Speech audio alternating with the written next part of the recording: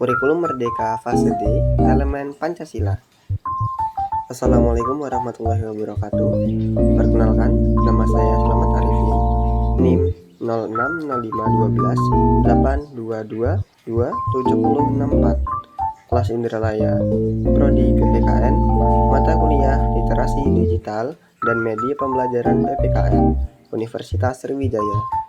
Tujuan saya membuat video ini untuk memenuhi tugas dari mata kuliah Literasi Digital dan Media Pembelajaran PPKN. Adapun capaian pembelajaran pada materi kali ini: 1.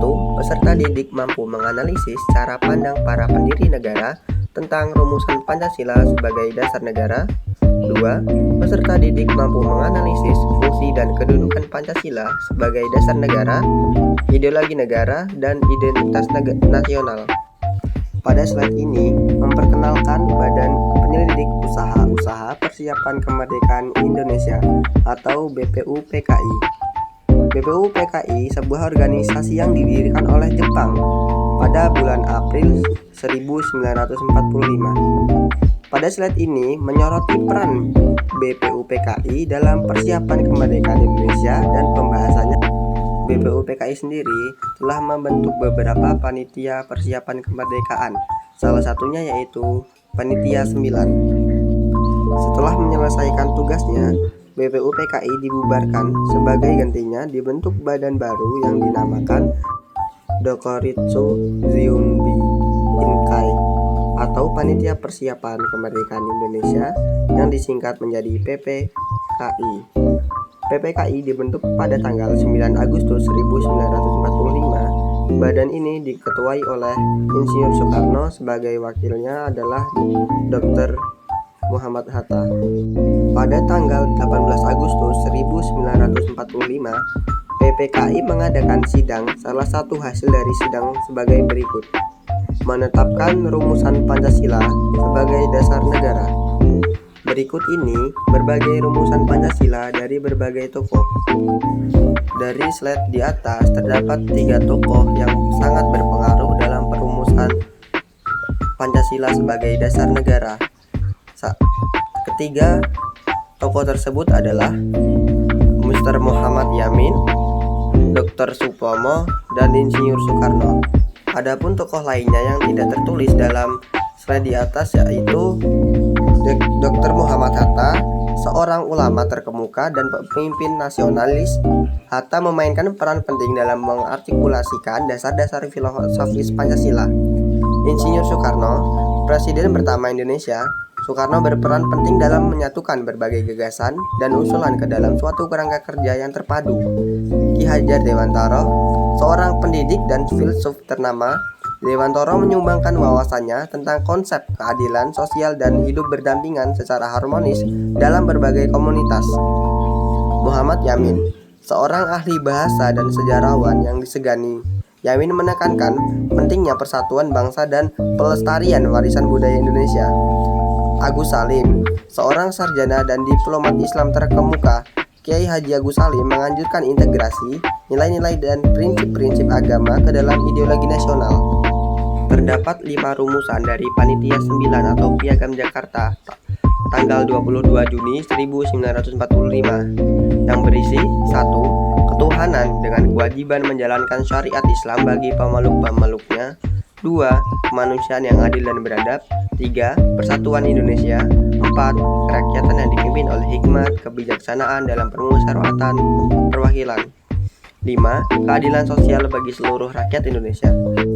Dalam butir pertama terdapat perdebatan dalam kalangan masyarakat karena butir pertama ini lebih condong ke dalam agama Islam. Oleh sebab itu, butir pertama diganti menjadi Ketuhanan yang Maha Esa yang terdapat pada pembukaan Undang-Undang 1945 18 Agustus 1945.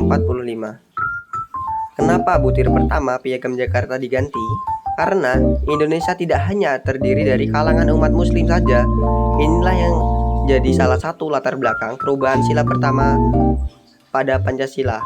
Perubahan sila pertama Piagam Jakarta demi kepentingan bangsa dan negara yang memiliki berbagai suku bangsa serta agama. Kalimat perubahan ini mencerminkan bahwa bangsa Indonesia menjunjung tinggi toleransi, sehingga perubahan itu turut memperlihatkan komitmen para pendiri bangsa dalam mewujudkan persatuan dan kesatuan.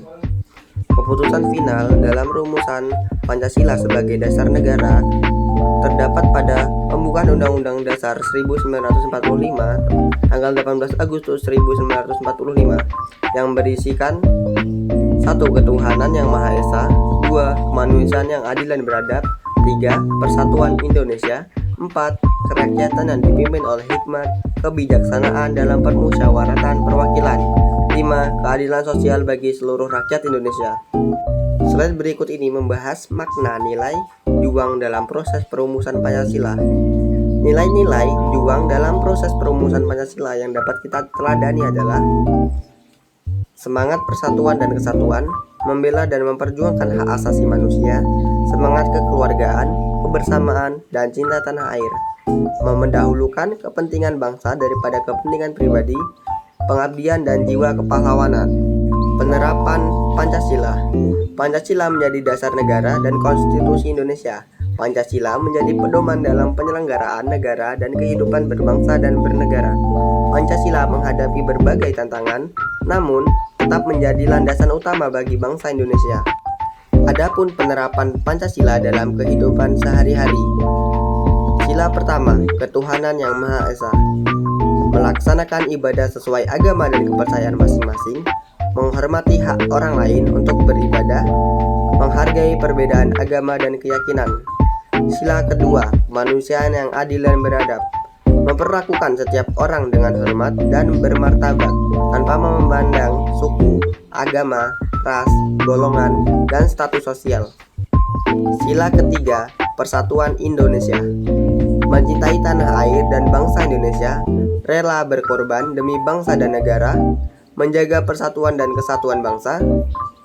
Sila keempat, kerakyatan yang dipimpin oleh hikmat, kebijaksanaan dalam permusyawaratan perwakilan, menjunjung tinggi nilai-nilai demokrasi, hargai pendapat orang lain, berpartisipasi dalam pengambilan keputusan. Sila kelima yaitu keadilan sosial bagi seluruh rakyat Indonesia. 1. Membangun masyarakat yang adil dan sejahtera. 2. Memberikan kesempatan yang sama kepada semua orang untuk meraih kemajuan. 3. Melindungi hak-hak masyarakat miskin dan lemah. Oke, sekarang sudah masuk ke dalam aplikasi Quizizz. Tinggal memasukkan kode dari pertanyaan yang telah disiapkan, dari kuis yang telah dipersiapkan ya.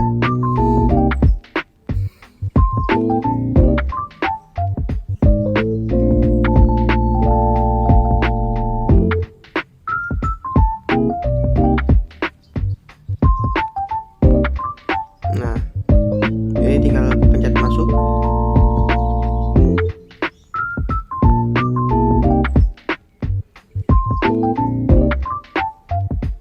Nah, ini menunggu untuk dimulai ya. Menunggu untuk guru memulai.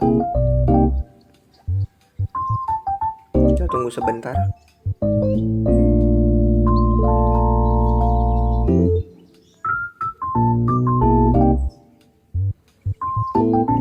Nah, sudah dimulai ini.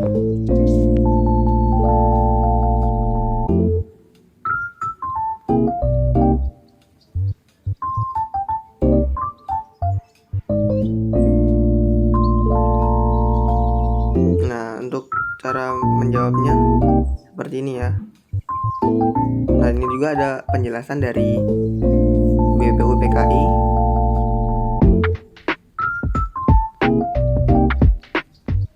Next.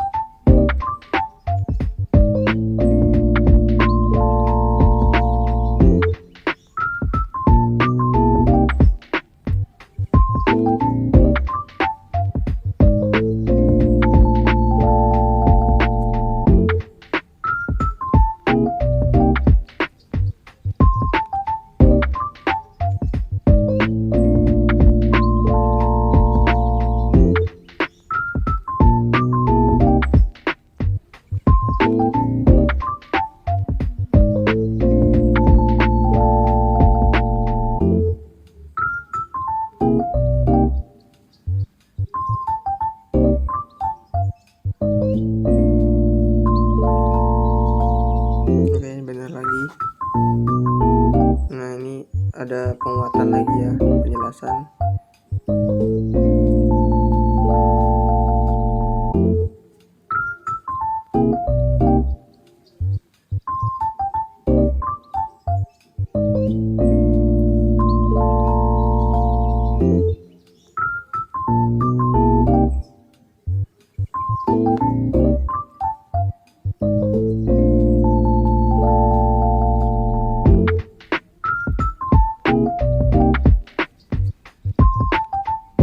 Nah, ini ada satu kali kesempatan lagi untuk menjawab pertanyaan yang salah.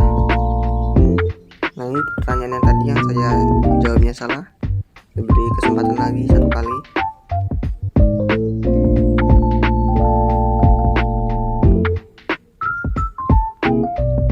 Oke. Nah, berikut ini penjelasannya sedikit ya.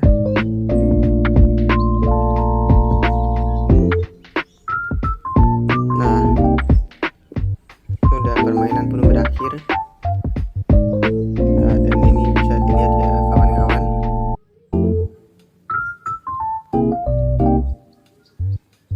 Oke, mungkin ini saja.